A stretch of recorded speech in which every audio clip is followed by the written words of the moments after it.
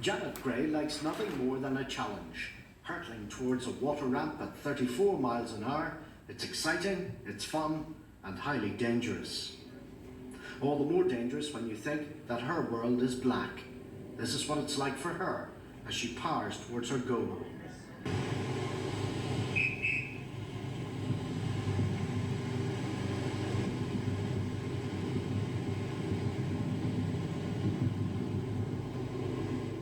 It's very daunting, but it's just that rush and the exhilaration, speed, and the challenge. You know, going out the slalom gates and you get the double leap, then to get a clear pass, and that's a big buzz because yes, you know you've achieved what you wanted to do.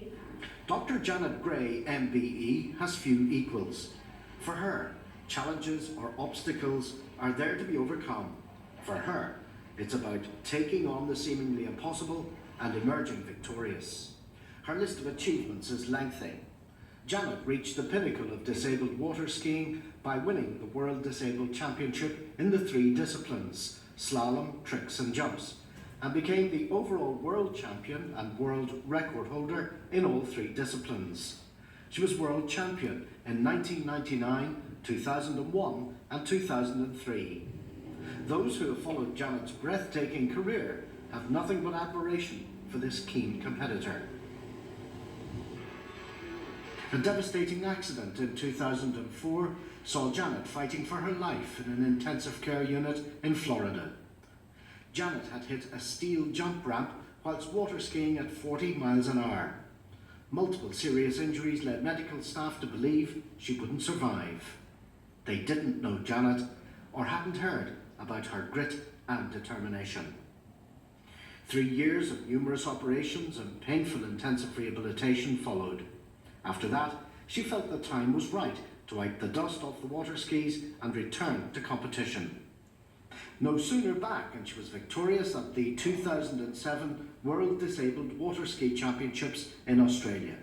Her success continued a year later at the British Nationals and the European Championships in Italy, carrying a broken wrist into the bargain. Her recovery continues. More surgery is scheduled, although to see her training, few would think she hasn't already returned to top competitive form. Janet trains in several different centres. One of them is the local leisureplex. If she's not in the gym, you'll most likely find her in the pool. Away from the rigours of training, she enjoys a joke and sharing her experiences with others, whether it's over a cup of coffee or at a semi-formal question and answer session, as here in Lisburn Library. Janet is called on to perform many different duties. Anything Lisburn-based gets preference over all else.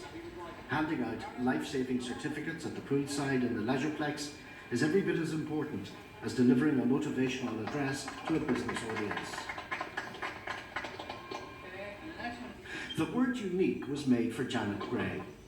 This great symbol of courage, a deep and profound desire to excel and conquer, a woman full of life and fun, an inspiration to us all, is the latest person to be added to the illustrious list of recipients to be awarded the Freedom of the City of Lisburn. Good afternoon, everyone. I'm delighted to be here today, and I'm actually very partial to a glass of wine myself. In fact, the other evening I was enjoying a glass of wine with my husband, and as he sat and sipped his wine, he suddenly said, "Do you know, I really love you, and I really couldn't live without you." And I was really touched by his tenderness, and I said, "Oh darling, that's very sweet, but is that you or the wine talking?" He said, "It's me talking to the wine." But I was sighted throughout my school years, and I'd always loved sport, and at school I played hockey and netball. I was also heavily involved in swimming and life-saving, but I never had the opportunity to try water skiing. And then when I was 17, I met a chap called Paul Gray, and Paul was a water skier, but just after we met, he got injured, and that was him out of his sport. So then at the age of 21, I had my first horrific and traumatic life-changing experience when I lost my sight totally due to a very rare eye disease. And so I went from being just your normal, outgoing, confident, independent girl to being a very, very sad, frightened and vulnerable individual. And being plunged into that world of total darkness, well, I thought that was it. My life was over, and sport, oh, well, sure, that was totally out the window, because what could I possibly do as a blind person? And at that stage of my life, I had some very difficult decisions to make. And one of those was having to sell my beloved wee red Mini, because not only was it my pride and joy, it was my whole symbol of independence. And I soon realised if I wanted a little bit of independence back, I was going to have to learn to use a white cane. But the prospect of having to do that terrified me. So it actually took quite a while before I finally plucked up the courage, did the mobility training course, and then was soon deemed safe to be let loose on my own. And I remember one December getting the bus into the centre of Belfast to do some Christmas shopping. Well, you know how it is in the run up to Christmas. The shops and pavements are absolutely crowded with shoppers. And as I battled my way down Donegal Place towards the front door of M&S, I was getting more and more frustrated, because it seemed like every other person was tripping over my white cane. So anyhow, I headed towards the front door of the store, and then my cane got caught, this time on an obstacle.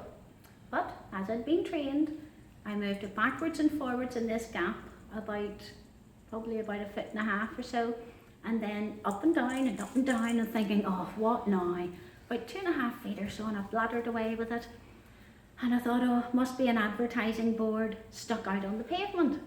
So I got myself around it, and as I waited inside the door for an assistant to help me with my shopping, a girl that I knew came in the door behind me, and she could hardly speak to me for laughing. And I said, hi Jackie, what's up? She said, oh, Janet Gray, you have half of Donegal Place in fits of laughter. And I said to her, why, what have I done? She said, do you know the way you got your cane stuck in something outside? And I said, yes, I thought it was a small A board. She said, no, you were thrashing it about between a policeman's legs. Oh dear. Well, talk about being mortified. And you know, he never even spoke to me. So I came to the conclusion that either he was very embarrassed or he was enjoying the experience too much. Anyway, I made sure I went out the back door of M&S that day. But I went ahead and got married to this chap, Paul Gray. And it was a while later that his Uncle Jimmy, who'd called one day to visit, said to him, look, Paul, you haven't skied for quite a while. Why don't you and Janet come down to the lake at the weekend? So off we went, and when Paul was going out to ski, I went out in the boat, and I thought, oh, this looks like a lot of fun.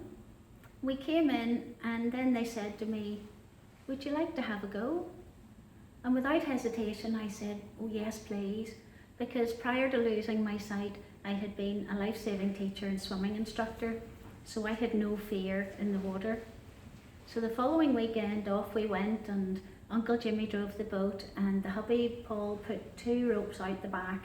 He went out alongside me and basically grabbed me by the top of the life jacket and told me when to stand up.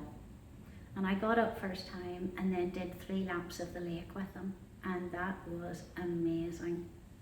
I just loved the whole speed, the rush and the exhilaration of this fabulous extreme sport. And the second time I was going out to try, I said to them, do you think I could go out behind the boat on my own? And they said, well, why not? So out I went, and that was the big turning point in my life, because out on the water, I found that sense of freedom. I also realised that here was a sport that I really could do as a blind person, and that's when my life really began again. And Paul and I joined the local water ski club meet here at home, and I learned to ski. We have 3 different disciplines of water skiing: slalom, trick and jump. Slalom is the very fast, exhilarating one, and it's done on a long, thin ski, and you stand with 1 foot behind the other. The top boat speed for ladies is 34 miles an hour, So as you accelerate out to the right, turn around the buoy and shoot back across to the left, turning around buoy 2, etc. and weave your way around the buoys going down the course. The skier's actually travelling 2.5 times faster than the boat. So when you come off at about 80 miles an hour, ouch, you know, water suddenly has the feel of concrete. But the tricks are done on a much shorter, broader ski, and you stand in like a ballet plie stance, and they're done at much slower speed, so as you can rotate and ski backwards and do all sorts of tricks. And each trick has a points value, so the more difficult the trick, then the higher your points. Jump's the most dangerous really of the three, and it's mandatory for all visually impaired and blind skiers to have a jump guide. So there are 2 ropes go out the back of the boat, and the jump coach or guide travels on my right. Once we turn into the top of the jump course at the top of the lake, he'll call out the marker buoys to let me know the distance to the ramp. He calls the 210, the 180, and once he calls the 100, I then accelerate out to the left and cut towards the ramp as he calls the countdown, 5, 4, 3, 2, 1, ramp. But he follows the boat, I go up over the ramp, through the air, and hopefully land the right way up to meet him on the other end. It's the discipline really where you go through the whole range of emotions, because you're travelling towards this great big solid object at high speed. You're petrified. I think if I could see it, I wouldn't go over it.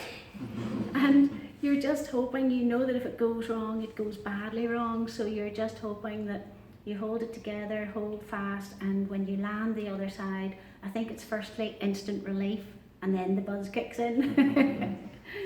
But in 1999, I went off to the World Championships in London, and it was very exciting because it was my debut as a 3-event skier, which means that when you compete in all 3 of the disciplines, you then have a chance at the big title, which is the overall world champion title. But I was very much a beginner in the sport, so I had hoped just to make it through to each of the finals and not disgrace myself too much. But things went better than I could ever have imagined, as I ended up taking the 3 gold, 2 silver, a world record, and a host of other European and Irish titles. It was unbelievable. Suddenly, and so unexpectedly, I was world champion. But it didn't take too long for the feet to come very firmly back down to earth, as I realised that whilst it was fabulous to be the best in the world, if I wanted to remain at the pinnacle of my sport, I was going to have to work twice as hard.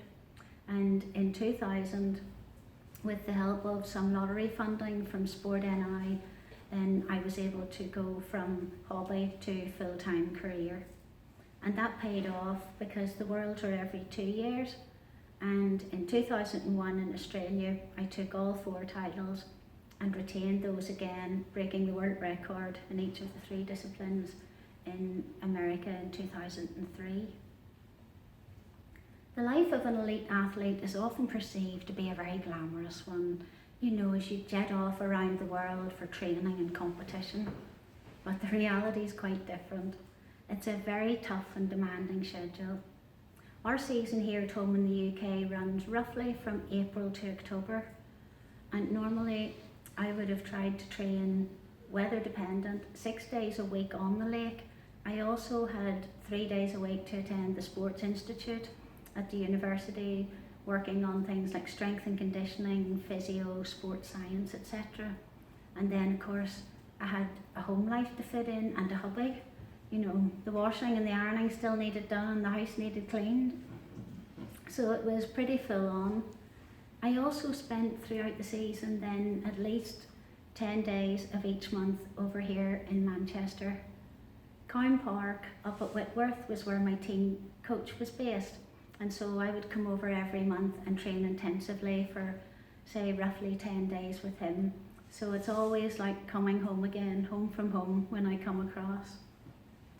Over the winter months in the off season, unfortunately, we had to go abroad to train. You know, Spain or Florida just had to be done. But the independence I had gained with the white cane allowed me to travel to Florida on my own. And by learning every step and memorising every step of the paths around the 3 lakes and the school buildings, it meant I could be independent on site. And it was the start of 2004, March 2004, and I was out winter training at water ski school in Tampa, Florida. And after the success of the '03 World, everything was going really, really well. It just felt like for the first time in my career, everything was coming together and life was good. But that all changed in a split second. I left the dock behind the boat on what should have been just a routine training exercise around the lake, when suddenly and without warning, there was a massive impact as I was whipped at very high speed into the back end of the big metal ski ramp in the middle of the lake. It wasn't good. I was airlifted alone and fighting for life to the Tampa General Hospital. I'd sustained multiple injuries and was on life support.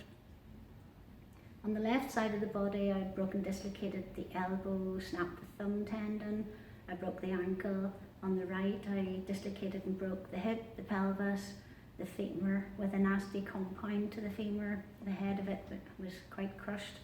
I broke the patella. I'd head injuries, rib injuries, crush injuries. And then I think the worst for maybe a girl is that, well, my face had vanished. It took full-on impact, breaking the cheekbones, nose, eye sockets, jaw. I lost most of my teeth and most of my lifeblood as well. I should have told you what it didn't break, it would have been much quicker. But it wasn't good, and the poor hubby was at home in Northern Ireland, and when he got the call from the Tampa General, the doctor said that, really sorry, I'd arrested 4 times. There was no way I was going to be alive by the time he flew out. They didn't think I'd make it, and thankfully I did. They also said that such were the extent of the injuries that I'd never walk again, but thankfully I am.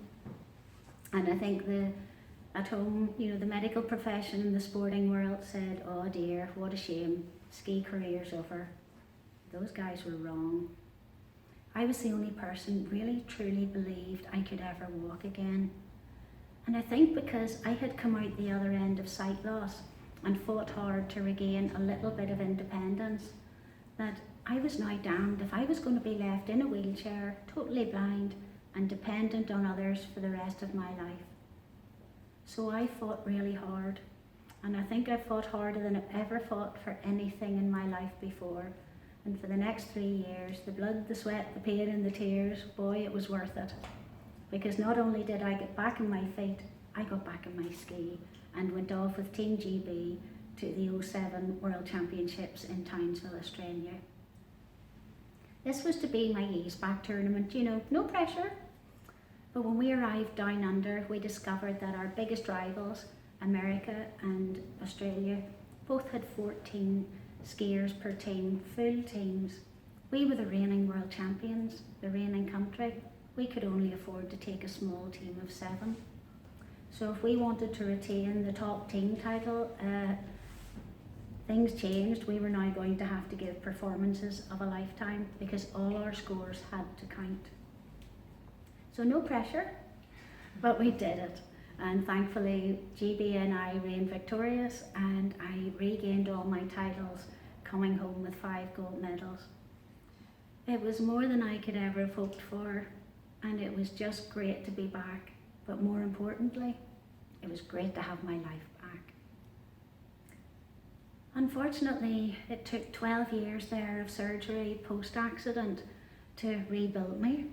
I certainly bleed going through the airports now, and the constant rounds of surgery to reconstruct the whole face as well. So it's been very much ongoing, and the constant rounds of surgery combined with the ongoing injuries were making it very difficult to try and keep pushing the body at full pelt all the time.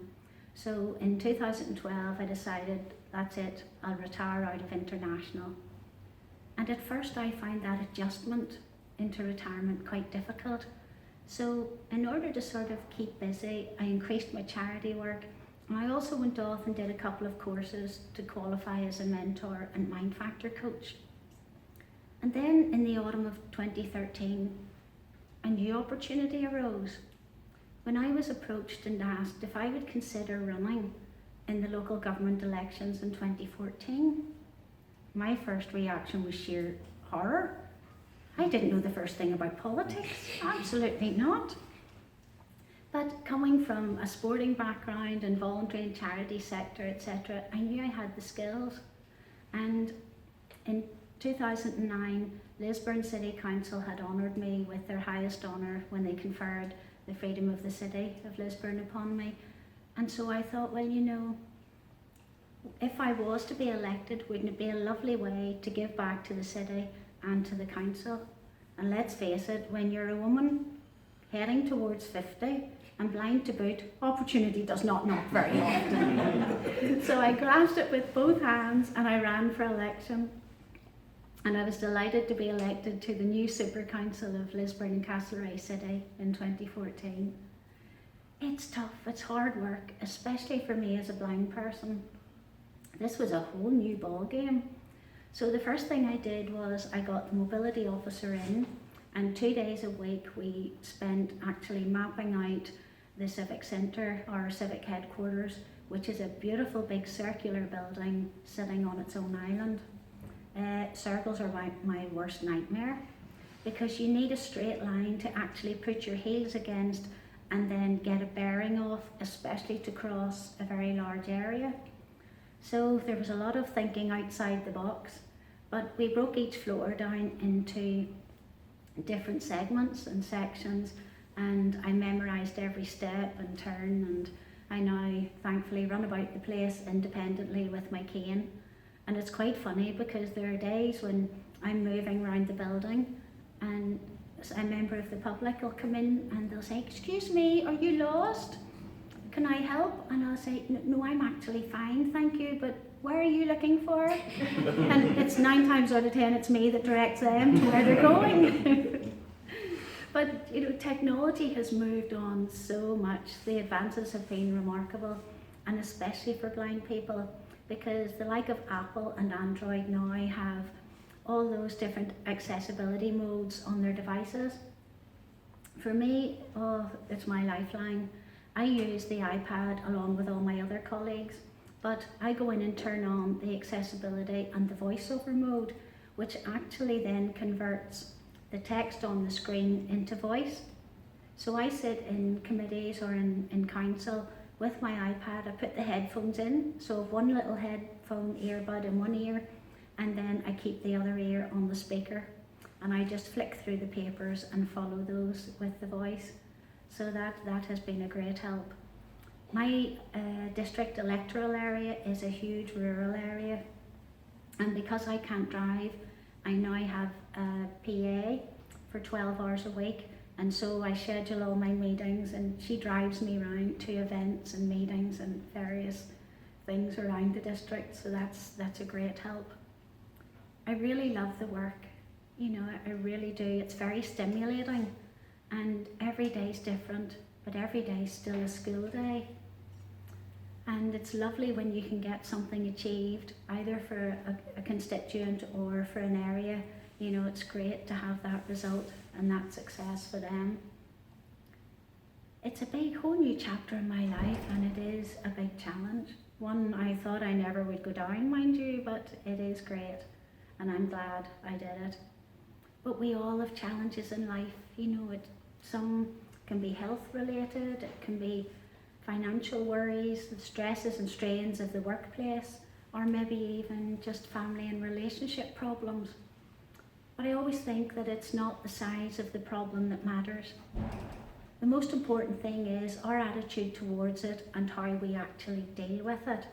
And I think I've learned from my experiences that when you come to that crisis or trauma in your life, you have basically 2 options. The easy one's to crawl into bed, pull the quilt over your head, and just hope that it all goes away. The second option's the toughest one. You've got to pick yourself up, dust yourself off, take a step back, and then assess the situation you're in.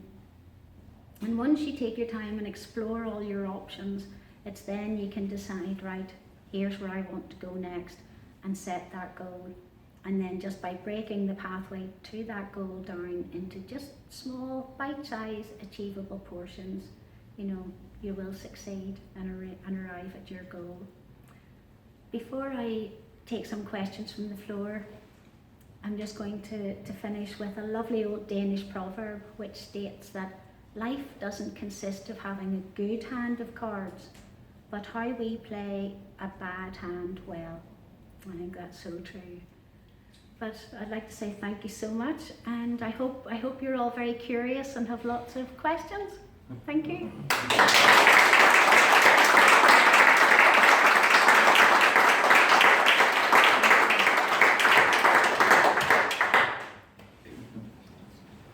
You get any advice for international about they can turn around their dismal sales figures from the last I'd take Janet around the airport with me anytime.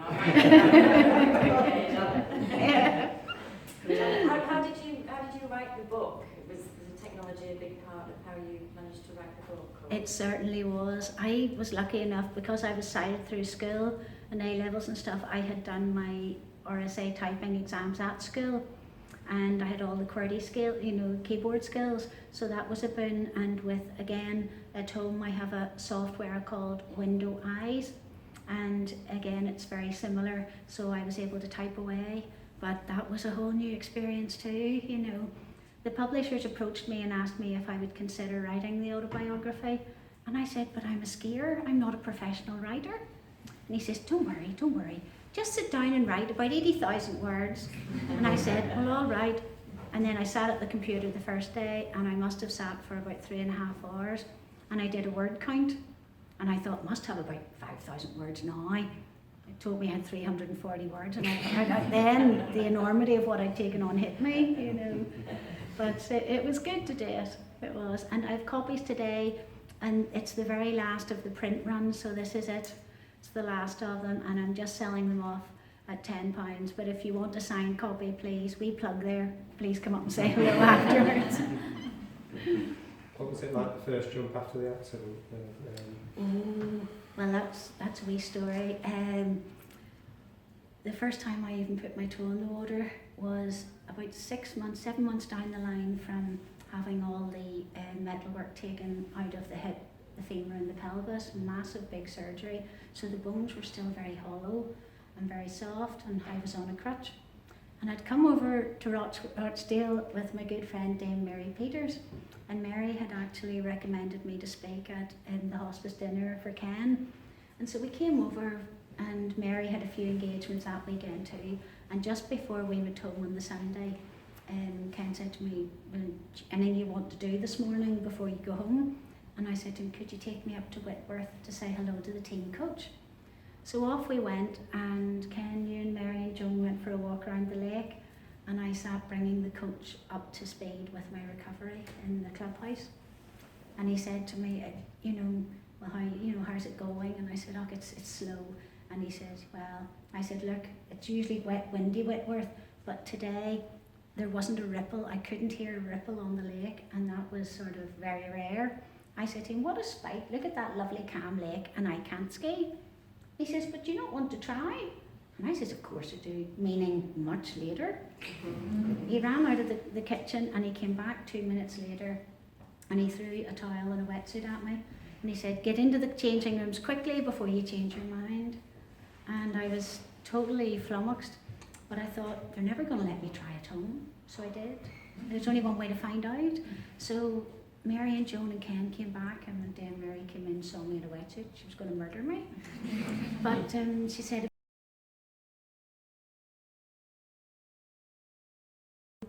so we got Ken, or Joan and Mary, actually Ken wouldn't go into the front of the boat.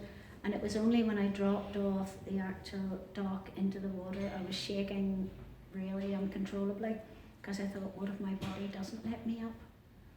But there was only one way to find out. And I sort of pushed the thought away and just shouted, hit it.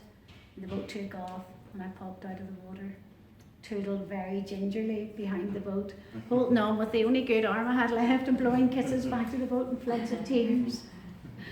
But at that moment, you know, I knew it was an awful risk to take, but I knew they weren't going to let me try it home, and that was the start of it. It was amazing. And I didn't jump until I got to Australia. It was a lot of months later I went off to the Worlds, and we waited, and literally it was just, you know, we lowered the ramp height and that just so as I could still compete in the discipline, so it was a much easier landing. And yeah, it was scary. Again, it was the fear of what if my leg buckles under me or my hip, but yeah, we were okay. And once you get the first one down, you know, it's okay. So I'm glad I did it. How much do you use your other senses when you're on the water? Do you know, your sense of touch and sound? Very much full on spatial awareness, the speed, you're listening all the time. We have a whistle system, and whenever you give the command to hit it, you come up out of the water, and as soon as the boat's up to speed, then you get one blow of the whistle, because it's the shrill, sort of the shrillest sound above the boat engine noise. And you cut out to the left to go for your gate, and it's down to me to slalom and do the rhythm, etc., try and get scored and get out the gates the other end. And you know, as soon as you've done your 6 turns and cut for the gates, you're going to pull in behind the boat, and they give 2 blasts of the whistle, which means the boat's going to turn. But it's very much, you know, you're on high alert. You've got to be at that sort of speed, you know, but you never really relax, no matter what you do. You know, all day long, from you get up in the morning, you've got to remember where you set things, constantly remember, be aware of spatial awareness, running about the house even. So I never totally relax and switch off until I get into bed at night, you know, but it's just senses overdrive. Thank you. I Anybody know else? you've got a great husband, Janet, and Yeah. I know that you're a really independent lady, and one of the questions as one of the girls is you always look immaculate. And last week I forgot my my shoes coming to work, and I had to come to work in my suit and my trainers. Were you Quite a lot, breathing? useless. But I know you are being totally independent. How do you manage to look so beautifully coordinated every time we see you? Well, I still visualise everything very much, and thankfully I can remember colours and things, so I know roughly what matches what, and I know sort of the colours that I suit. And when you go out to get something, well, once you try on, say, a jacket or whatever, you know the feel of it, you know if it fits nicely and you're comfortable in it, and it's learning the feel of every fabric. And at home in the dressing room, I then have a little system where I organise all the jackets alphabetically from the very pale blue right through, and I'll put the trousers that maybe match best below it on the hanger, and the blouse, so as you've outfit really ready to go. Same with the suits, they're all sort of, you know, lined up and whatnot, but it's learning the feel of every fabric and then memorising that, you know, and having that system. And for instance, I have 2 of these blouses. I have another one in a bright turquoise colour, and so I keep it with the black suit, and this navy one goes under this suit. But what I'll do is the one lower down the lowest down the alphabet, I'll just cut the label off the inside in case I mix them both up in the wash. You know, so it's getting a wee system. And of course, shoes and handbags are, oh dear, I have a real weakness, as most ladies, for shoes and handbags. You know, so again, it's, you learn, you know the colour of every one when you get it, and you just memorise it. So yeah. You said you memorise steps. So is that basically just going over and over the same ground, counting steps, or and knowing where the boom is to your left, to your right? Or? Yeah, basically you're heading forwards in very large open areas like the foyer at work. You know, I know that I need to go, I have to count the steps from I come through the second set of doors. I'll take 15, try to stay in a straight line. That's if it's not Christmas and there's a really great Christmas tree in the middle where somebody stuck a lot of, you know, tables and chairs out. Oops, you know, you're wrapping yourself around to bloom, you know, different stands and things. And then I do a 90-degree right to head across to the staircase, etc. But in other instances, it's sort of, it's finding, you know, going so far along, knowing you need to turn, finding the turning, or etc. So it's just mapping out in your head, and that. But it's more difficult when you have a large open space, you know, and angles and large pillars in the way, etc. But it's always a challenge. But again, it's funny because with spatial awareness, if you come into a narrower corridor, you sort of, that spatial awareness changes. It's like if you walk into a large vaulted area, you know that it's high ceilinged, it's a big area. It's just using your ears and your other senses, which we all have the capability to do. It's just that when 90% of life is visual, you don't need to rely on those other 4 senses so much. But we all have the capability, and it's needs must then you just learn to hone them and bring them to the fore. Thank you. Anybody else? You poo-pooed my idea 10 years ago about having a guide dog. Yeah.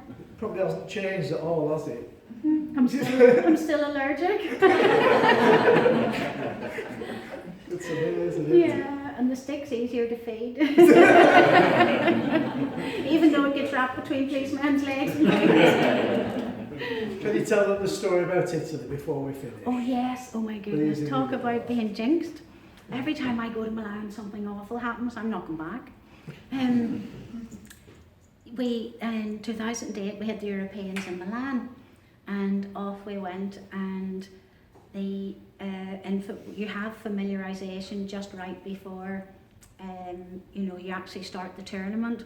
So it's basically a practice run of you're running for, you know, your gates and things, so as you can sort of gauge the distance on the lake. So anyway, we'd done our familiarisation. I finished the trick one, and on my very last trick I cut in backwards just to take off the top of the wake, spin 360 in the air and land backwards, which I did, and I landed, but at the very last moment I just stupidly, just literally lost access and toppled over. And it was the silliest wee topple over fall, but as I went down, my hand went inside the V of the handle, and the coach at that point should have pulled the trick release to disconnect me from the boat.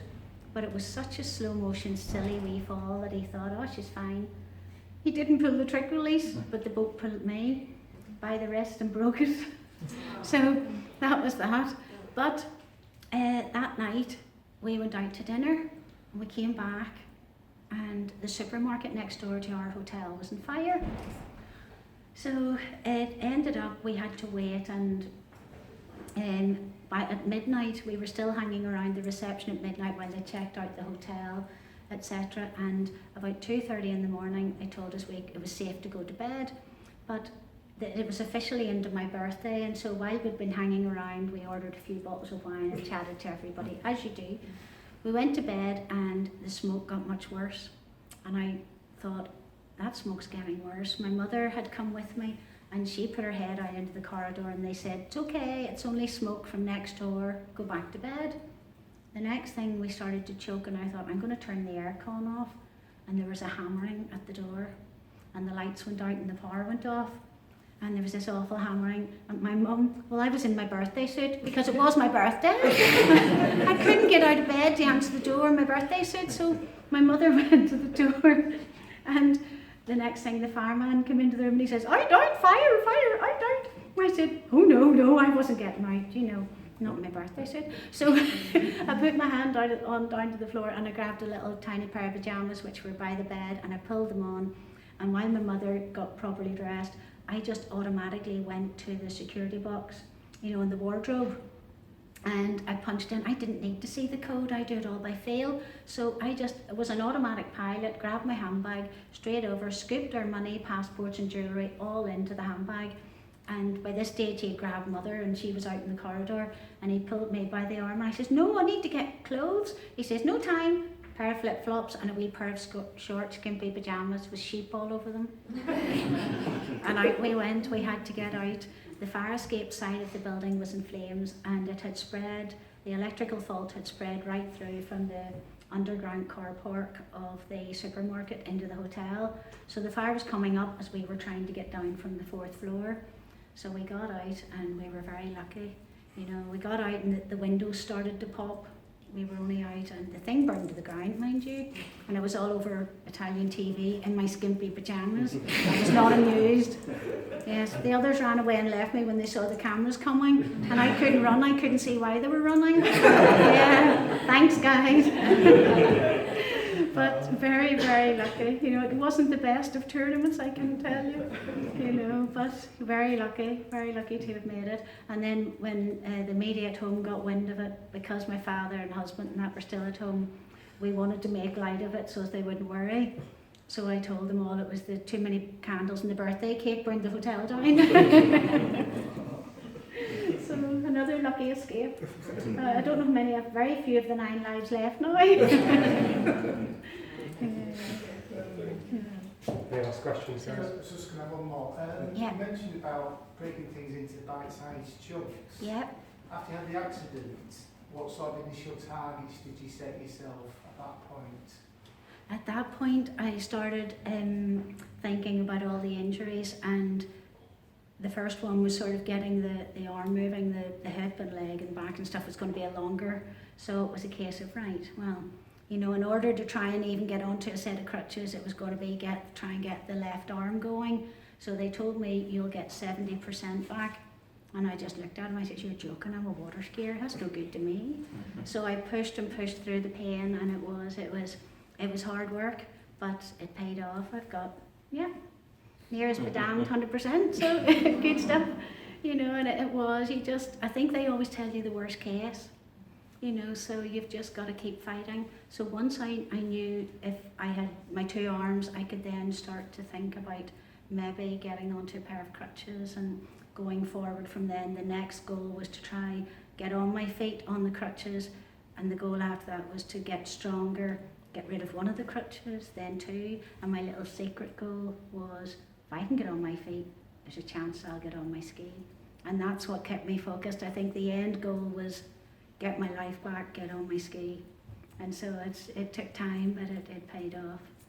You know, there were the dark moments too, mind you. You know, the days where you thought, am I ever going to get to the end of this? But that's normal. We all have those days, you know, but it's how you pull yourself back out of those. How long did it take before you could walk again? It was a good, properly, without the crutches and stuff, it was nearly 3 years. Yeah. You know, what was the tournament? 3 years. Well, just over 3 years later, yeah. But you know, I was down to 1 crutch and I was still working, and then because I had, you know, I'd fought really hard to get back on my feet. Sports Institute then really started. I had that specialist physio help, which I couldn't have done it without.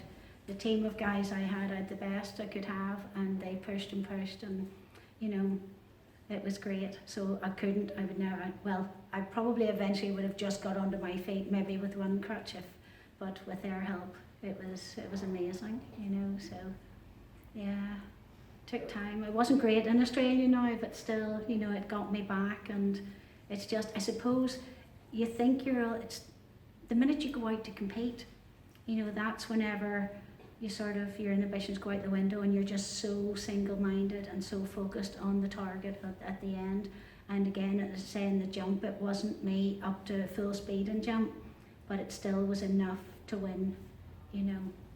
So that was it. Sometimes you put the ramp height down a little bit and just make sure you've got perfect form and good technique, and you can go further than with a much higher ramp at higher speed. It just, you know, so it was all about good technique and safety really, and it worked.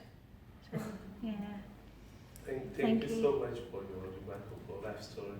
Not at all, thank you. I just wanted to ask if you have achieved so much for a person coming into your position, also being athletic.